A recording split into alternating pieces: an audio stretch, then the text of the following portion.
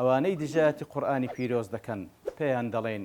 يا ناطح الجبل العالي ليكلمه أشفق على الرأس ولا تشفق على الجبل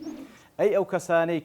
بكلي سرتان دتانوي درزيق لو تيا برزو بلند دروز بكن بزيتان بسري خوتان بيتوا أو قرآن پروردگاري جهانيان خاونيتيو وبرياري پاراستني شدا همو هولينا حزاني بفوي دم دشبهينيو محال أو نور خوايا بفوي دمي أوان بكجيتوا ئیتر ئێمە لە دەستگای نووری حیکمە هەمیشە دەڵێینەوە ئەگەر دەمانەوێ سەربەرز و بەختەوەری دنیا و قیامەت بین با زیاتر لە خزمەت قورئانی پیرۆزدا بین بە چاخ خوێندنەوەی بە لەبەرکردن و پێداچوونەوەی بە تێگەیشتن لە واتاکانی بەکارکردن بە ناوەڕۆکی ئاەتەکانی و لە بەرامبەر ئەو بێڕێزیانەی کە بەرامبەر بە قورئانی پیرۆز دەکرێت ئێمە پرۆژەی بە چاپگەیاندنی 30,000 دانە لە قورئانی پیرۆز و دابشکردنی بەبێ بەرامبەر ڕادەگەینین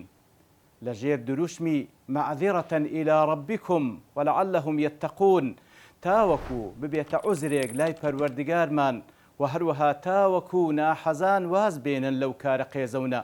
بۆیە داوا لە مسلمانانی خۆشەویست دەکەم لەو پرۆژە پیرۆزە و مبارەکەدا